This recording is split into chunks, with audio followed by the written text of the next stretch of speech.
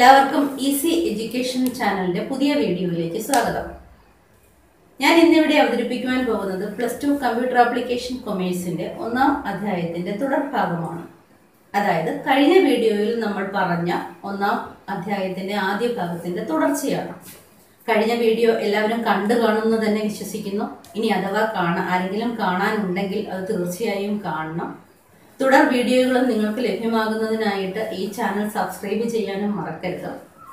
നമ്മൾ കഴിഞ്ഞ അധ്യായത്തിൽ അല്ലെങ്കിൽ കഴിഞ്ഞ വീഡിയോയിൽ ടോക്കൺസിനെ പറ്റിയും ടോക്കൺസിന്റെ ക്ലാസിഫിക്കേഷനെ പറ്റിയും ഒക്കെ നമ്മൾ പറഞ്ഞു കഴിഞ്ഞു. ഇന്നിവിടെ നമ്മൾ അതിന്റെ ബാക്കിയാണ് ചർച്ച ചെയ്യാൻ പോകുന്നത്.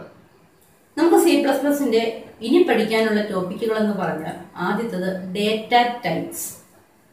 നമുക്കറിയാം, നമ്മൾ കൊമേഴ്സ് കുട്ടികളെല്ലാം കഴിഞ്ഞ വർഷം പഠിച്ച കാര്യമാണ് എന്താണ് ഡേറ്റ ടൈപ്സ് എന്നൊക്കെ. എന്നാലും നമ്മൾ ഇത് ഒന്നുകൂടി പറയുകയാണ്. ഡേറ്റ ടൈപ്സ് എന്ന് പറഞ്ഞാൽ ഏതൊരു പ്രോഗ്രാമിംഗ് ലാംഗ്വേജിലായാലും ശരി, ഡേറ്റ ടൈപ്സ് എന്ന് പറഞ്ഞാൽ നമുക്കറിയാം പ്രോഗ്രാംസിലോട്ട് നമുക്ക് പലതരത്തിലുള്ള ഡേറ്റകൾ കൊടുക്കേണ്ടി വരും. ആ ഡേറ്റയെ പ്രോസസ്സ് ചെയ്തിട്ടാണ് പ്രോഗ്രാമുകളൊക്കെ ഔട്ട്പുട്ടൊക്കെ ഉണ്ടാക്കുന്നത്. അപ്പോൾ ഇത്തരത്തിലുള്ള നമ്മൾ കൊടുക്കുന്ന ഡേറ്റ എന്തൊക്കെ ടൈപ്പാണ്? ഇപ്പോൾ ഉദാഹരണത്തിന് ചിലപ്പോൾ നമുക്ക് നമ്പർ കൊടുക്കേണ്ടി വരും, ചിലപ്പോൾ ക്യാരക്ടറുകൾ കൊടുക്കേണ്ടി വരും, ചിലപ്പോൾ ക്യാരക്ടറിന്റെ ഗ്രൂപ്പ്, അതായത് ഗ്രൂപ്പ് ഓഫ് ക്യാരക്ടേഴ്സ് കൊടുക്കേണ്ടി വരും. അങ്ങനെയുള്ള പലതരത്തിലുള്ള ഡേറ്റ നമുക്ക് പ്രോഗ്രാമിൽ ഉപയോഗിക്കേണ്ടി വരും. ഡേറ്റ ടൈപ്പ് എന്നതുകൊണ്ട് ഉദ്ദേശിക്കുന്നത് നമ്മൾ ഈ കൊടുക്കുന്ന ഡേറ്റ എന്ത് ടൈപ്പാണ് എന്ന് മാത്രമല്ല, അതിനകത്ത് ഈ ഡേറ്റയിൽ അല്ലെങ്കിൽ ഈ ഡേറ്റയെ റെപ്രസെന്റ് ചെയ്യുന്ന വാല്യൂസിൽ എന്തൊക്കെ ഓപ്പറേഷൻസ് നമുക്ക് പെർഫോം ചെയ്യാം എന്നും ആണ് ഡേറ്റ ടൈപ്പ് എന്നതുകൊണ്ട് ഉദ്ദേശിക്കുന്നത്. അതായത് ഡേറ്റ ടൈപ്സ് എന്ന് പറഞ്ഞാൽ means to identify the data and associated operations in it എന്നാണ് അർത്ഥം. നമ്മുടെ C++ലെ ഡേറ്റ ടൈപ്സിനെ പ്രധാനമായിട്ടും 3 ആയിട്ടാണ് ക്ലാസിഫൈ ചെയ്തിരിക്കുന്നത്. അതിലെ ഒന്നാമത്തേതാണ് ഫണ്ടമെന്റൽ ഡേറ്റ ടൈപ്സ്, രണ്ടാമത്തേത് ഡിറൈവ്ഡ് ഡേറ്റ ടൈപ്സ്, അതിന്റെ മൂന്നാമത്തേത് യൂസർ ഡിഫൈൻഡ് ഡേറ്റ ടൈപ്സ്. ഇതിൽ ഡിറൈവ്ഡ് ഡേറ്റ ടൈപ്സിനെ പറ്റിയും യൂസർ ഡിഫൈൻഡ് ഡേറ്റ ടൈപ്സിനെ പറ്റിയും നമ്മൾ ഇപ്പോൾ ഒന്നും പറയുന്നില്ല. അത് നമുക്ക് പിന്നീട് പഠിക്കാം. നമ്മൾ ഇപ്പോൾ പറയുന്നത് ഫണ്ടമെന്റൽ ഡേറ്റ ടൈപ്സിനെ പറ്റി മാത്രമാണ്. C++ലെ ലാംഗ്വേജിൽ fundamental data types basic data ടൈപ്സും എന്നും അറിയപ്പെടുന്നുണ്ട്. അതേപോലെ പ്രിമിറ്റീവ് ഡേറ്റ ടൈപ്സ് അല്ലെങ്കിൽ അറ്റോമിക് ഡേറ്റ ടൈപ്സ് എന്നും ഒക്കെ അറിയപ്പെടുന്നുണ്ട്. അതായത് ഈ ഡേറ്റ ടൈപ്സിന് ഫർദർ ഡിവിഷൻ പോസിബിൾ അല്ല. ഏറ്റവും ബേസ് ആയിട്ടുള്ള അല്ലെങ്കിൽ ഏറ്റവും ബേസിക് ആയിട്ടുള്ള ഡേറ്റ ടൈപ്പ് എന്നാണ് ഇതിന്റെ അർത്ഥം.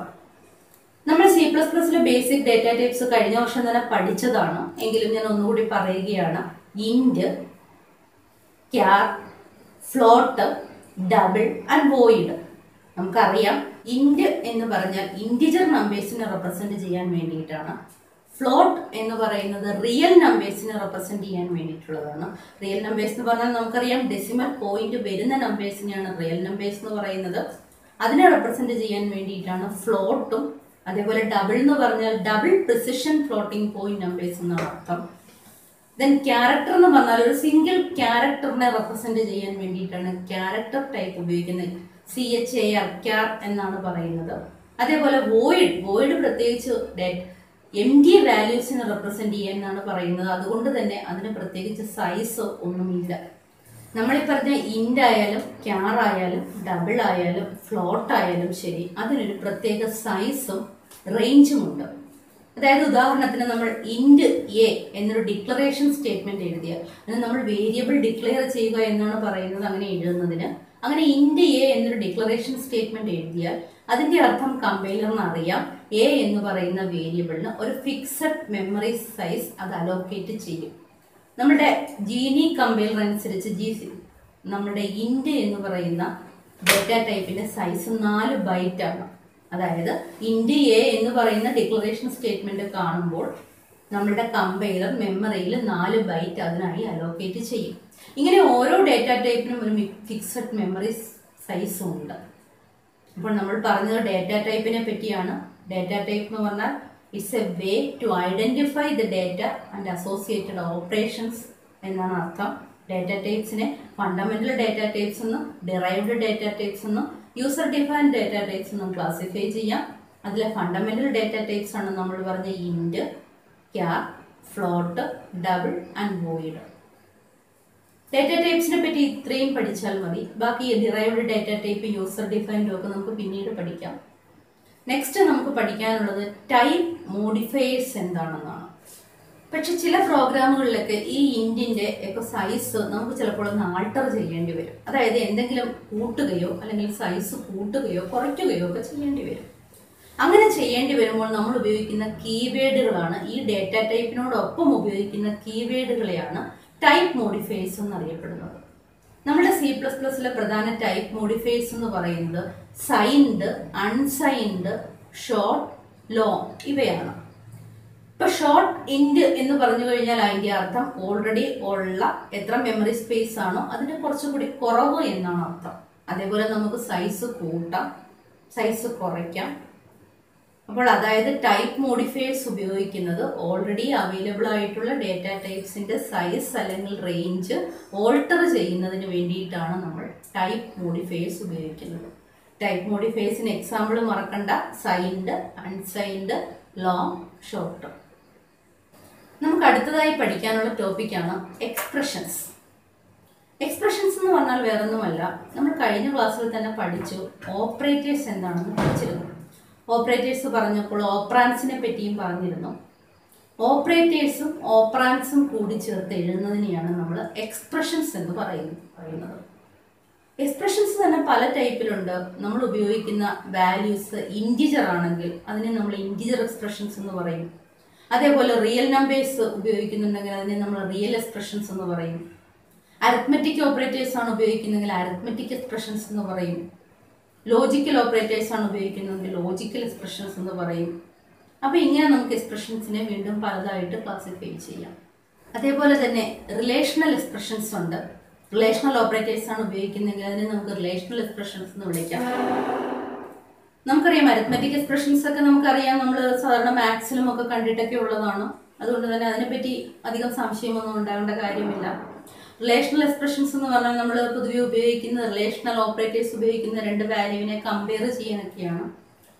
ഓർത്തിരിക്കേണ്ട ഒരു കാര്യം, റിലേഷണൽ എക്സ്പ്രഷൻസിന്റെ റിസൾട്ട് എപ്പോഴും ട്രൂ ഓർ ഫോൾസ് ആയിരിക്കും, അതായത് 1 അല്ലെങ്കിൽ 0 ആയിരിക്കും. അതേപോലെ തന്നെ ലോജിക്കൽ എക്സ്പ്രഷൻസ് എന്ന് പറയുന്നത് റിലേഷണൽ എക്സ്പ്രഷനുകൾ വഴി കിട്ടുന്ന വാല്യൂസിനെ കമ്പൈൻ ചെയ്യാൻ ഉപയോഗിക്കുന്നതാണ്. അതിന്റെ ഔട്ട്പുട്ടും അതേപോലെ ട്രൂ ഓർ ഫോൾസ് ആയിരിക്കും. അപ്പൊ എക്സ്പ്രഷൻസിനെ പറ്റി ഇത്രയൊക്കെ കാര്യങ്ങൾ ഓർത്തിരുന്നാൽ മതിയാകും. അപ്പൊ നമ്മൾ ഇന്ന് പറഞ്ഞ ടോപ്പിക്കുകൾ ഡേറ്റ ടൈപ്സിനെ പറ്റി പറഞ്ഞു, ടൈപ്പ് മോഡിഫയേഴ്സിനെ പറ്റി പറഞ്ഞു, എക്സ്പ്രഷൻസിനെ പറ്റി പറഞ്ഞു. നമ്മൾ അടുത്തതായി പറയാൻ പോകുന്നത് ടൈപ്പ് കൺവേർഷനെ പറ്റിയാണ്. അതായത് ടൈപ്പ് കൺവേർഷൻ എന്ന് പറഞ്ഞാൽ ഒരു വാല്യൂവിന്റെ ഡേറ്റ ടൈപ്പിനെ വേറൊരു ഡേറ്റ ടൈപ്പിലോട്ട് കൺവേർട്ട് ചെയ്യുന്നതിനാണ് നമ്മൾ ടൈപ്പ് കൺവേർഷൻ എന്ന് പറയുന്നത്. ടൈപ്പ് കൺവേർഷൻ യഥാർത്ഥത്തിൽ രണ്ട് തരത്തിലുണ്ട്. ഇംപ്ലിസിറ്റ് ടൈപ്പ് കൺവേർഷനും ഉണ്ട്, എക്സ്പ്ലിസിറ്റ് ടൈപ്പ് കൺവേർഷനും ഉണ്ട്. അതായത് നമ്മളൊരു എക്സ്പ്രഷൻ എഴുതുമ്പോൾ അതിൽ ഇൻറ്റിജർ വാല്യൂസും അല്ലെങ്കിൽ അങ്ങനെയുള്ള 2 or 3 ഡേറ്റ ടൈപ്പുകൾ ഉണ്ടെന്നിരിക്കട്ടെ. നമ്മൾ യൂസർ അല്ലെങ്കിൽ പ്രോഗ്രാമർ ഒന്നും പറഞ്ഞു കൊടുത്തില്ല എങ്കിൽ, അതായത് ഏത് ടൈപ്പിലോട്ട് ആക്കണം വാല്യൂസ് എന്ന് പറഞ്ഞു കൊടുത്തില്ല എങ്കിൽ, കമ്പൈലർ ഓട്ടോമാറ്റിക് ആയിട്ട് ഒന്നിലധികം ഡേറ്റ ടൈപ്പ് ഉപയോഗിക്കുന്ന എക്സ്പ്രഷനുകളിൽ ഒരു ടൈപ്പിനെ മറ്റൊരു ടൈപ്പിലേക്ക് കൺവേർട്ട് ചെയ്യും. അത് സാധാരണ രീതിയിൽ ചെയ്യുന്നത് ചെറിയ ടൈപ്പിനെ വലിയ ടൈപ്പിലോട്ട്, അതായത് ചെറിയ സൈസുള്ള ഡേറ്റ ടൈപ്പിനെ വലിയ സൈസിലുള്ള ഡേറ്റ ടൈപ്പിലോട്ട് കൺവേർട്ട് ചെയ്യുകയാണ് ചെയ്യുന്നത്. അത്തരത്തിൽ കൺവേർട്ട് ചെയ്യുന്നതിനെയാണ് ഇംപ്ലിസിറ്റ് ടൈപ്പ് കൺവേർഷൻ എന്ന് പറയുന്നത്. അതായത് കമ്പൈലർ ഓട്ടോമാറ്റിക്കലി ചെറിയ ഡേറ്റ ടൈപ്പിൽ നിന്നും വലിയ ഡേറ്റ ടൈപ്പിലേക്ക് കൺവേർട്ട് ചെയ്യുന്നതിനെയാണ് ഇംപ്ലിസിറ്റ് ടൈപ്പ് കൺവേർഷൻ എന്ന് പറയുന്നത്. അതുകൊണ്ട് തന്നെ അതിന് വേറൊരു പേരും പറയും, ടൈപ്പ് പ്രൊമോഷൻ എന്നറിയപ്പെടും. അതേസമയം നമ്മൾ പ്രോഗ്രാമർക്ക് തീരുമാനിക്കാം ഏത് ഡേറ്റ ടൈപ്പ് വേണം എന്ന് തീരുമാനിക്കാം. ഒരു എക്സ്പ്രഷന്റെ റിസൾട്ട് കിട്ടുന്നത് അല്ലെങ്കിൽ ഒരു വാല്യൂവിനെ ഒരു ഡേറ്റ ടൈപ്പിൽ നിന്നും മറ്റൊരു ഡേറ്റ ടൈപ്പിലേക്ക് കൺവേർട്ട് ചെയ്യണമെങ്കിൽ നമുക്ക് പ്രോഗ്രാമർക്ക് തീരുമാനിക്കാം. അങ്ങനെ പ്രോഗ്രാമർ തീരുമാനിച്ച് എഴുതുന്ന പ്രോഗ്രാംസ് അതിനനുസരിച്ച് ചേഞ്ച് ചെയ്യുകയാണെങ്കിൽ അത്തരത്തിലുള്ള ടൈപ്പ് കൺവേർഷൻ പറയുന്ന പേരാണ് എക്സ്പ്ലിസിറ്റ് ടൈപ്പ് കൺവേർഷൻ. ഈ എക്സ്പ്ലിസിറ്റ് ടൈപ്പ് കൺവേർഷന് വേറൊരു പേരും കൂടിയുണ്ട്, ടൈപ്പ് കാസ്റ്റിംഗ് എന്ന് പറയും. അതായത് ഒരു ഡേറ്റ ടൈപ്പിനെ വേറൊരു ഡേറ്റ ടൈപ്പിലേക്ക് മാറ്റുകയാണ് അവിടെയും ചെയ്യുന്നത്. അപ്പോൾ ടൈപ്പ് കൺവേർഷൻ രണ്ട് തരത്തിലുണ്ട്. ഇംപ്ലിസിറ്റ് ടൈപ്പ് കൺവേർഷനും ഉണ്ട്. അതിന് പറയുന്ന വേറൊരു പേരാണ് ടൈപ്പ് പ്രൊമോഷൻ. അതായത് കമ്പൈലർ ഓട്ടോമാറ്റിക്കായി ചെറിയ സൈസിലുള്ള ഡേറ്റ ടൈപ്പിൽ നിന്നും വലിയ സൈസിലുള്ള ഡേറ്റ ടൈപ്പിലേക്ക് കൺവേർട്ട് ചെയ്യുകയാണ് ചെയ്യുന്നത്. അതിന് പറയുന്ന പേരാണ് ടൈപ്പ് പ്രൊമോഷൻ. രണ്ടാമത്തെ ടൈപ്പ് എക്സ്പ്ലിസിറ്റ് ടൈപ്പ് കൺവേർഷൻ.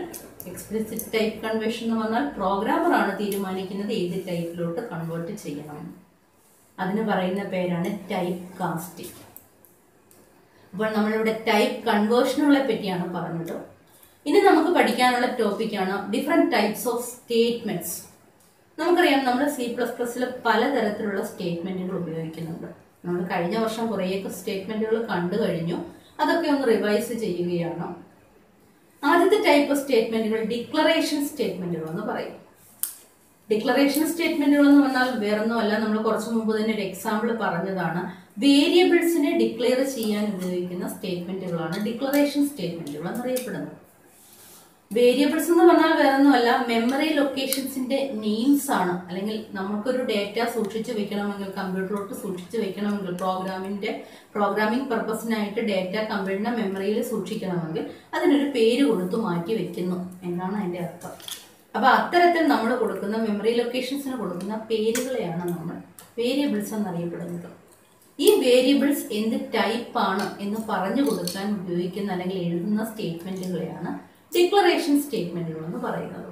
ഉദാഹരണം, ഇന്റ് എ എന്ന് പറഞ്ഞാൽ അതിന്റെ അർത്ഥം എ എന്ന് പറയുന്ന വേരിയബിൾ ഇന്റിജർ ടൈപ്പ് ആണ്. ആ സ്റ്റേറ്റ്മെന്റ് കാണുമ്പോൾ തന്നെ നമ്മളുടെ കമ്പൈലറിന് അറിയാം മെമ്മറിയിൽ എ എന്ന പേരിൽ ഒരു മെമ്മറി സ്പേസ് ക്രിയേറ്റ് ചെയ്യുന്നു. 4 ബൈറ്റ് നമ്മളുടെ പ്രോഗ്രാമിൽ ഈ വേരിയബിൾസിന്റെ വാല്യൂ സൂക്ഷിച്ചു വെക്കാനായി റിസർവ് ചെയ്ത് വെക്കുന്നു.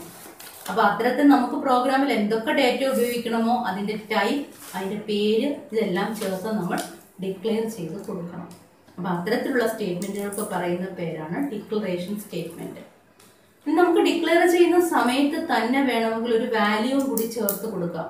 ഉദാഹരണത്തിന് ഇന്റ് a = 10 ഇങ്ങനെ വാല്യൂവും കൂടി ചേർത്ത് കൊടുക്കുകയാണെങ്കിൽ അതിന് നമ്മൾ പറയുന്നത് വേരിയബിൾ ഇനിഷ്യലൈസേഷൻ എന്ന് പറയാറുണ്ട്. പിന്നെ ഒരു കാര്യം ഇവിടെ ഓർക്കാനുള്ളത്, നമ്മൾ കഴിഞ്ഞ വർഷം വേറൊരു ആക്സസ് മോഡിഫയറിനെ പറ്റി പഠിച്ചിരുന്നു. കോൺസ്റ്റ് എന്ന് പറയുന്ന CONST കോൺസ്റ്റ് എന്ന് പറയുന്ന ആക്സസ് മോഡിഫയറിനെ പറ്റി പഠിച്ചിരുന്നു. കോൺസ്റ്റ് ഇന്റ് n = 10 എന്ന് എഴുതിയാൽ അതിന്റെ അർത്ഥം ഈ വാല്യൂ നമ്മൾ സാധാരണ രീതിയിൽ ഇന്റ് n = 10 എന്ന് എഴുതിയാൽ പ്രോഗ്രാമിന്റെ വേറെ ഏതെങ്കിലും ഒരു ഭാഗത്ത് ചെല്ലുമ്പോൾ നമുക്ക് വേണമെങ്കിൽ എന്നിന്റെ വാല്യൂ ചേഞ്ച് ചെയ്യാം. പക്ഷെ കോൺസ്റ്റ് എന്ന് പറയുന്ന കീവേഡ് അല്ലെങ്കിൽ ആക്സസ് മോഡിഫയർ ഉപയോഗിച്ച് കഴിഞ്ഞാൽ പിന്നെ നമുക്ക് നമ്മുടെ പ്രോഗ്രാമിൽ എന്നിന്റെ വാല്യൂ ചേഞ്ച് ചെയ്യാൻ പറ്റില്ല. അത്തരത്തിൽ വാല്യൂ ഫിക്സ് പ്രോഗ്രാമിലുടനീളം ഈ വാല്യൂ ഫിക്സ്ഡ് ആയിട്ടിരിക്കുന്നതിന് വേണ്ടി ഉപയോഗിക്കുന്ന കീവേഡാണ് കോൺസ്റ്റ് എന്ന് പറയുന്ന ആക്സസ് മോഡിഫയർ. അപ്പൊ അതും ഇവിടെ ഓർത്ത്. അടുത്തതായി നമുക്ക് പഠിക്കാനുള്ള സ്റ്റേറ്റ്മെന്റ് ഇൻപുട്ട് സ്റ്റേറ്റ്മെന്റുകളും ഔട്ട്പുട്ട് സ്റ്റേറ്റ്മെന്റുകളുമാണ്. നമ്മൾ കഴിഞ്ഞ വർഷം തന്നെ പഠിച്ചു. C++ൽ ഉപയോഗിക്കുന്ന 2 പ്രത്യേക ഓപ്പറേറ്ററുകളാണ് ഇൻപുട്ട് ഓപ്പറേറ്ററുകളും ഔട്ട്പുട്ട് ഓപ്പറേറ്ററുകളും. ഇത് ഉപയോഗിച്ച് നമ്മൾ എഴുതുന്ന സ്റ്റേറ്റ്മെന്റുകളെയാണ് നമ്മൾ ഇൻപുട്ട് സ്റ്റേറ്റ്മെന്റ് എന്നും അല്ലെങ്കിൽ ഔട്ട്പുട്ട് സ്റ്റേറ്റ്മെന്റ് എന്നും അറിയപ്പെടുന്നത്. ഇൻപുട്ട് ഓപ്പറേറ്റർ ഏതാണെന്ന് നമുക്കറിയാം. Cin എന്ന് പറയുന്ന പ്രീ ഡിഫൈൻഡ് ഐഡന്റിഫയറിനോടൊപ്പം ഉപയോഗിക്കുന്ന ഓപ്പറേറ്ററാണ് ഇൻപുട്ട് ഓപ്പറേറ്റർ. നമ്മൾ കഴിഞ്ഞ ദിവസം അതിന്റെ സിമ്പിൾ കണ്ടതാണ്. ഈ പ്രീ ഡിഫൈൻഡ് ഐഡന്റിഫയറിനോട് Cin എന്ന പ്രീ ഡിഫൈൻഡ് ഐഡന്റിഫയറിനോടൊപ്പമാണ് ഈ ഓപ്പറേറ്റർ ഉപയോഗിക്കുന്നത്. ഇൻപുട്ട് സ്റ്റേറ്റ്മെന്റിന്റെ പർപ്പസ് എന്ന് പറയുന്നത് നമ്മൾ കീബോർഡ് വഴി കൊടുക്കുന്ന ഒരു വാല്യൂവിനെ ഗെറ്റ് ചെയ്യാനായിട്ട് ഉപയോഗിക്കുന്ന ഓപ്പറേറ്ററാണ് ഇൻപുട്ട് ഓപ്പറേറ്റർ. അപ്പൊ ഈ സ്റ്റേറ്റ്മെന്റിന്റെ പർപ്പസും അത് തന്നെയാണ്. ഒരു സ്റ്റേറ്റ്മെന്റ് Cin A എന്ന് നമ്മൾ എഴുതിയാൽ അതിന്റെ അർത്ഥം A എന്ന് പറയുന്ന മെമ്മറി ലൊക്കേഷനിലോട്ട് അല്ലെങ്കിൽ വേരിയബിളിലോട്ട് നമ്മൾ കീബോർഡ് വഴി കൊടുക്കുന്ന ഒരു വാല്യൂ എക്സ്ട്രാക്ട് ചെയ്തെടുക്കുകയാണ്. അതുകൊണ്ട് തന്നെ ഈ ഓപ്പറേറ്ററിന് Cin ഓപ്പറേറ്ററിന് വേറൊരു പേരും കൂടിയുണ്ട്. എക്സ്ട്രാക്ഷൻ ഓപ്പറേറ്റർ എന്നും പറയും. അതേപോലെ ഗെറ്റ് ഫ്രം ഓപ്പറേറ്റർ എന്നും അറിയപ്പെടുന്നുണ്ട്. അപ്പൊ ഇത് ഉപയോഗിച്ച് ഈ ഓപ്പറേറ്റർ ഉപയോഗിച്ച് എഴുതുന്ന സ്റ്റേറ്റ്മെന്റുകളെയാണ് നമ്മൾ ഇൻപുട്ട് സ്റ്റേറ്റ്മെന്റ് എന്ന് പറയുന്നത്. അതേപോലെ ഔട്ട്പുട്ട് സ്റ്റേറ്റ്മെന്റുകളുണ്ട്. ഔട്ട്പുട്ട് സ്റ്റേറ്റ്മെന്റ് എന്ന് പറഞ്ഞാൽ നമ്മുടെ മെമ്മറിയിലുള്ളൊരു വാല്യൂവിനെ നമുക്ക് നമ്മളുടെ മോണിറ്റർ വഴി ഡിസ്പ്ലേ ചെയ്യാനായിട്ട് ഉപയോഗിക്കുന്ന ഓപ്പറേറ്ററാണ് ഔട്ട്പുട്ട് ഓപ്പറേറ്റർ എന്ന് പറയുന്നത്. അത് ഉപയോഗിച്ച് എഴുതുന്ന സ്റ്റേറ്റ്മെന്റുകളെ ഔട്ട്പുട്ട് സ്റ്റേറ്റ്മെന്റുകൾ എന്ന് പറയും. ഔട്ട്പുട്ട് ഓപ്പറേറ്ററിന്റെ കൂടെ ഉപയോഗിക്കുന്ന പ്രീ ഡിഫൈൻഡ് ഐഡന്റിഫയർ എന്ന് പറയുന്നത് Cout ആണ്. Cout A എന്ന് പറഞ്ഞാൽ അതിന്റെ അർത്ഥം A എന്ന് പറയുന്ന മെമ്മറിയിൽ അല്ലെങ്കിൽ വേരിയബിളിൽ എന്താണോ വാല്യൂ ഉള്ളത് അത് നമ്മൾ ഡിസ്പ്ലേ ചെയ്യുന്നു എന്നാണ് അർത്ഥം. നമുക്ക് വേണമെങ്കിൽ ഒരു കാര്യം പ്രത്യേകം ഓർത്തിരിക്കേണ്ട ഒരു കാര്യം, Cinന്റെ കൂടെ നമ്മൾ കോൺസ്റ്റൻസ് ഒന്നും ഉപയോഗിക്കാൻ പാടില്ല. അതായത് Cin 10 എന്നൊന്നും ഉപയോഗിക്കാൻ പറ്റില്ല. Cin A അങ്ങനെയുള്ള വേരിയബിൾസിലോട്ടാണ് നമ്മൾ വാല്യൂസ് സ്റ്റോർ ചെയ്യുന്നത്. പക്ഷെ സി ഔട്ടിന്റെ കേസിൽ അങ്ങനെയല്ല. സി ഔട്ട് എ എന്ന് കൊടുത്താൽ നമുക്ക് എ എന്ന് പറയുന്ന മെമ്മറിയിൽ എന്താണോ വാല്യൂ അത് ഡിസ്പ്ലേ ചെയ്യും. സി ഔട്ട് 10 എന്ന് കൊടുക്കുവാണെങ്കിൽ 10 എന്ന വാല്യൂ ഡിസ്പ്ലേ ചെയ്യാൻ പറ്റും നമുക്ക്. അതേപോലെ നമുക്ക് എന്തെങ്കിലും പ്രത്യേകിച്ച് മെസ്സേജുകളോ വല്ലതും ഡിസ്പ്ലേ ചെയ്യണമെങ്കിൽ ഡബിൾ കോട്ട്സിനകത്ത് കൊടുക്കാം. അപ്പോൾ അങ്ങനെയൊക്കെ നമുക്ക് സി ഔട്ട് ഓപ്പറേറ്റർ ഉപയോഗിക്കാൻ പറ്റും. നമ്മൾ പറഞ്ഞത് ഇൻപുട്ട് സ്റ്റേറ്റ്മെന്റുകളെ പറ്റിയും ഔട്ട്പുട്ട് സ്റ്റേറ്റ്മെന്റുകളെ പറ്റിയുമാണ്. നെക്സ്റ്റ് ടൈപ്പ് ഓഫ് സ്റ്റേറ്റ്മെന്റ് എന്ന് പറയുന്നത് അസൈൻമെന്റ് സ്റ്റേറ്റ്മെന്റ് ആണ്. അസൈൻമെന്റ് സ്റ്റേറ്റ്മെന്റ് നമ്മൾ ഓൾറെഡി പഠിച്ചതാണ്. ഈക്വൽ ടു എന്ന് പറയുന്ന ഓപ്പറേറ്റർ ഉപയോഗിച്ചാണ് അസൈൻമെന്റ് ഓപ്പറേറ്റർ എന്നറിയപ്പെടുന്നത് ഈക്വൽ ടു ആണ്. അത് ഉപയോഗിച്ച് എഴുതുന്ന സ്റ്റേറ്റ്മെന്റുകളാണ് അസൈൻമെന്റ് സ്റ്റേറ്റ്മെന്റുകൾ. ഏതെങ്കിലും ഒരു മെമ്മറിയിലോട്ടോ ഒക്കെ ഒരു വാല്യൂ അസൈൻ ചെയ്യാനായിട്ട് ഉപയോഗിക്കുന്ന ഓപ്പറേറ്ററാണ് അസൈൻമെന്റ് ഓപ്പറേറ്റർ. അത് ഉപയോഗിച്ച് എഴുതുന്ന സ്റ്റേറ്റ്മെന്റുകളാണ് അസൈൻമെന്റ് സ്റ്റേറ്റ്മെന്റുകൾ. ഉദാഹരണം C = 5 അല്ലെങ്കിൽ A = B ഇങ്ങനെയൊക്കെ നമുക്ക് എഴുതാം. ഓർത്തിരിക്കേണ്ട അസൈൻമെന്റ് സ്റ്റേറ്റ്മെന്റുകളെ പറ്റി പറയുമ്പോൾ ഓർത്തിരിക്കേണ്ട ഒരു കാര്യം, ലെഫ്റ്റ് സൈഡിൽ A എന്നോ B എന്നോ ഒക്കെയുള്ള വേരിയബിൾസിന്റെ പേരുകൾ കൊടുക്കാം. പക്ഷെ കോൺസ്റ്റന്റ് വാല്യൂസ് ഒന്നും അവിടെ പാടില്ല. അതായത് 10 = A അങ്ങനെയൊന്നും എഴുതാൻ പാടില്ല.